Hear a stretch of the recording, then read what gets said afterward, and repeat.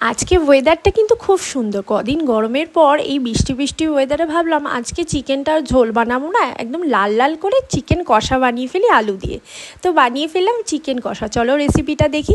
প্রথমে আমি চিকেনটাকে এইভাবে ম্যারিনেট করে রেখেছিলাম তেল দিয়ে মশলা দিয়ে। তারপরে আলুটা লাল লাল করে ভেজে নিলাম তেলে। নিয়ে আমি যে মশলাটা বানাবো সেই রসুন, আদা, গরম মশলা, পেঁয়াজটা একটু ভেজে নিলাম। ভেজে নিয়ে ঠান্ডা হতে দিলাম। তারপরে অ্যাড করে দিলাম চিনিতে কিন্তু কালারটা ভালো আসবে। এবার বাকি পেঁয়াজ কুচিগুলো ওর মধ্যে দিয়ে দিলাম, নিয়ে লাল লাল করে এবার ভেজে নেবো আমি এটাকে। তারপরে যখন মশলাটা ঠান্ডা হয়ে গেছে ওর মধ্যে টমেটো আর লঙ্কা তোমাদের স্বাদ মতো দিও ঝাল, নিয়ে পেস্টটা বানিয়ে নেবো। দিয়ে পেস্টটা আমি অ্যাড করে দেবো পেঁয়াজ ভাজার মধ্যে।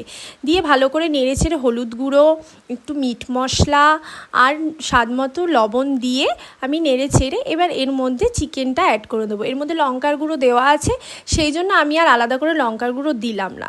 দিয়ে ভালো করে এটা কষাতে থাকবো। আর একটু টমেটো কুচিও আলাদা দিয়ে দিয়েছি। যতক্ষণ না কালচে লাল হবে এটা এইভাবে আস্তে আস্তে কষাতে হবে। কিছুটা কষা হয়ে গেলে আলুটা অ্যাড করে দিতে হবে, যাতে আলুটাও সেদ্ধ হয়ে যায়। এটা তো ঝোল হচ্ছে না, তাই আলুটাও সেদ্ধ হওয়া দরকার কষাটার মধ্যে। আর এটা আমার বাড়িতে বানানো একটা মশলা, সেটাও একটু অ্যাড করে দিলাম। নিয়ে কষাতে থাকবো যতক্ষণ না একদম কালচে লাল হয়ে যাচ্ছে।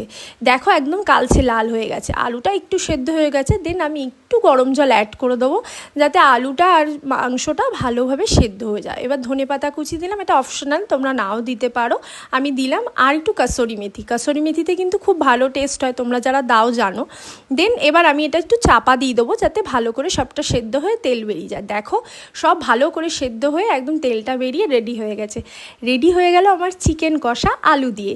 তোমরাও বাড়িতে এইভাবে ট্রাই করো বৃষ্টির ওয়েদারে, কেমন মজা লাগবে বলো। আমার তো হেভি মজা লেগেছে খেয়ে। ভালো লাগলে লাইক, কমেন্ট, সাবস্ক্রাইব করো। আজকের মতো তাহলে